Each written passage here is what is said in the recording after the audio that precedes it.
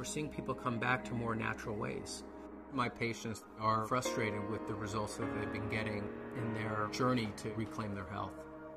When it comes to emergency room and trauma, we're really leaders in the world.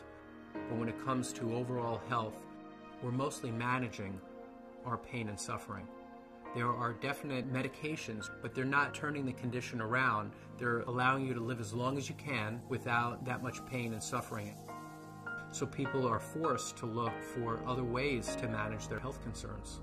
They're asking the question, is it possible for me to turn the clock back and go to the point in my life where I wasn't sick? Could be 5 years ago or 10 years ago, at that point where their bodies hadn't broken down yet.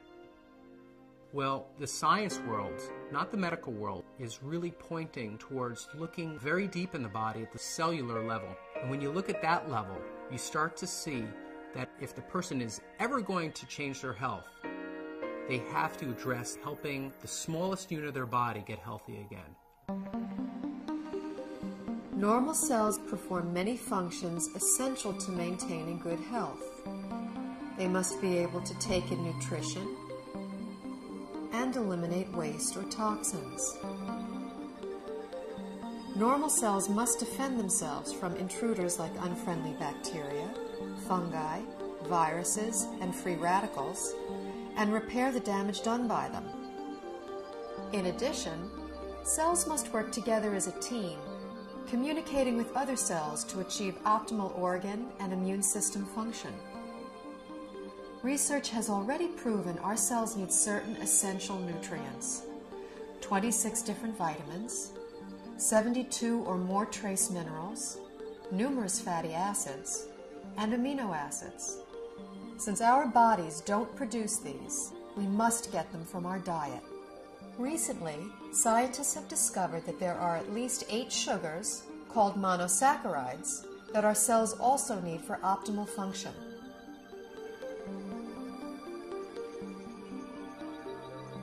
Inside cells, these sugars combine with protein strands and form complex structures called glycoforms.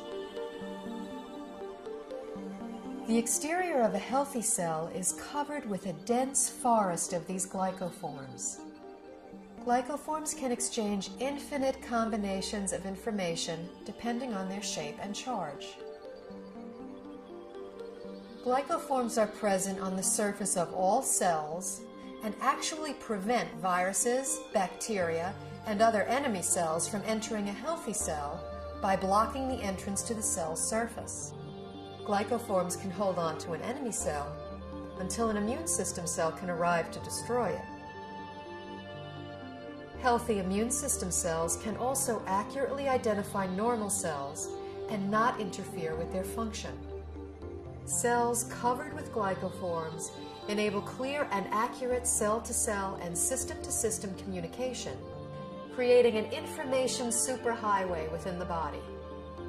Glycoforms play a vital role in every human physiological process: immune system response, tissue regeneration, cell replication, growth, and structural stability. They are even responsible for the attraction of sperm cells to an egg cell surface to foster fertilization. When a cell does not receive the nutrition it needs, it cannot produce energy, and it really loses its function. Healthy cells don't function optimally without glyconutrients. That's all there is to it.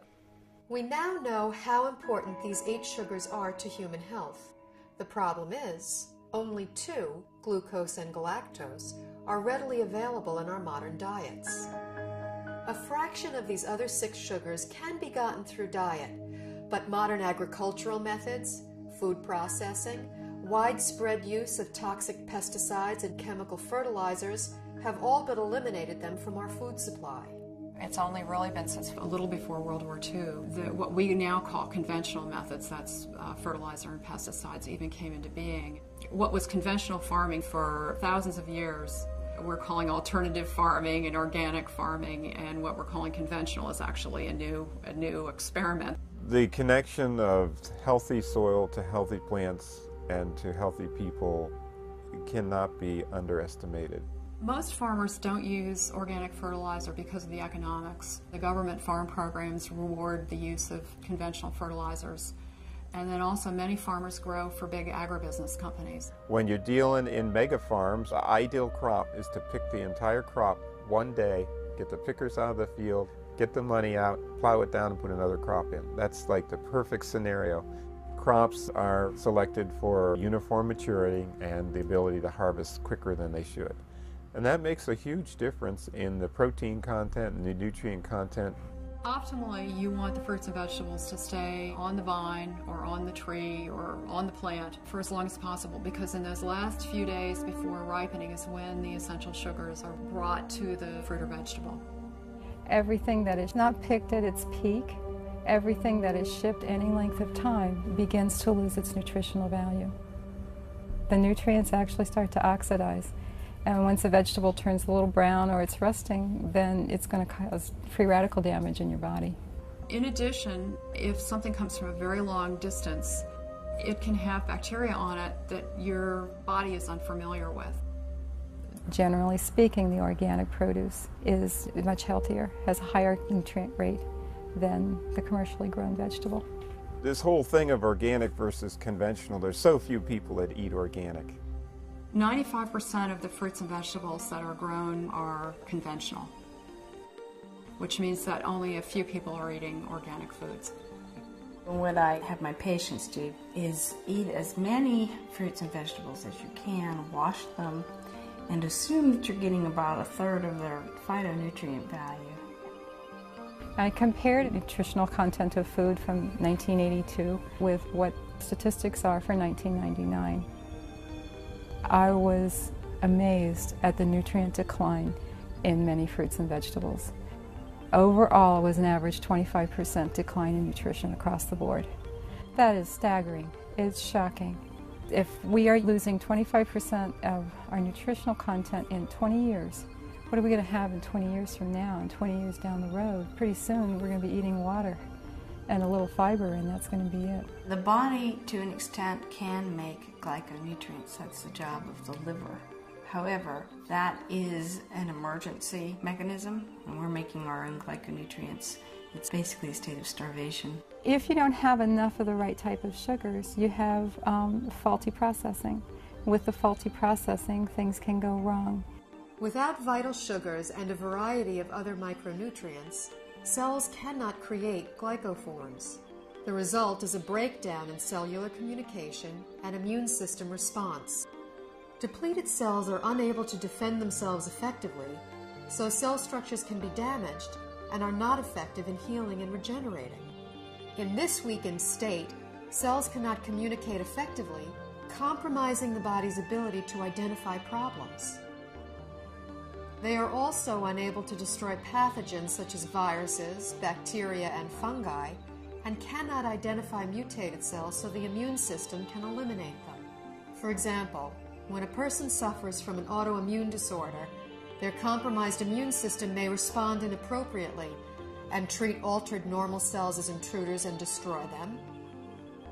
It may allow mutated cells to proliferate, or the immune system may not respond at all, leaving the body extremely vulnerable to many types of infectious agents. Because they're not getting everything they need from their diet, people are doing one of two things. The first thing they do is nothing, and many people are ending up with chronic diseases, or they're getting sick more often. Their health is somehow degraded as a result. And other people are using supplements, including supplements of sugars. We need to eat the right foods to make the right structures to have optimal health. There's a break in the link here because we can't get that food anymore in today's modern diet. Therefore, there's a need to supplement with a type of nutrient called a glyconutrient. When I first learned about these glyconutrients, the concepts made sense to me, but I was very skeptical about using them. It seemed like there were a lot of people making claims that it could help with all different sorts of health conditions. And anytime I see that, I throw my hands up and I say, this can't be true. The big shift for me was seeing how many different countries were researching this. The University of Oxford have their own Glycobiology Institute where they were studying this as early as the late 1980s. Countries all over the world, Japan, Germany, Switzerland, Finland, New Zealand, Australia were looking at these nutrients and their clinical application, as well as in the United States at Johns Hopkins, MIT, University of California, Irvine. Once I realized how crucial these supplements are for human health, I felt compelled to offer them to my patients in my practice. When I started with the patients with the most serious health challenges that I wouldn't be able to help previously, the results that started coming in were amazing. We just started to see people gain their health back. I had a difficult time getting through the day. I had very low energy, and I was not in very good health. I started on a glyconutritional program big time. Now I don't have a pain in my body. I don't have any restrictions on my capabilities. I feel younger than I was at age 69, and I'll be 79 in a matter of days. Since the time I was 17, I was always on medication, and nothing was working. I just started to resign myself to being this sick adult. I took these glyconutrients, and it's changed my life completely. I'm on a road of recovery where I feel I'm more alive than I've been in over 10 years. It was to the point where I prayed that if my pain doesn't go away, I just want to die. I went ahead and decided to start taking glyconutrients, and I was completely, within 3 weeks, pain-free. I can do it all again.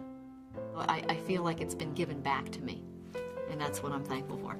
These type of results I've never seen before in my practice and were exciting to say the least. I believe somewhere in the next 10 to 20 years that this will be in the curriculum of all training because it gets results. I, as a physician, am real excited about that. And I think that physicians in general should be fascinated from a scientific standpoint. After seeing so many dramatic results with the people that I've recommended this to, my approach to healthcare has changed fundamentally. I hope to see a paradigm shift in treatment in the future, where you have a truly integrative approach between traditional medical care and nutritional support. And this would ultimately give people not only a longer life, but a better quality of life.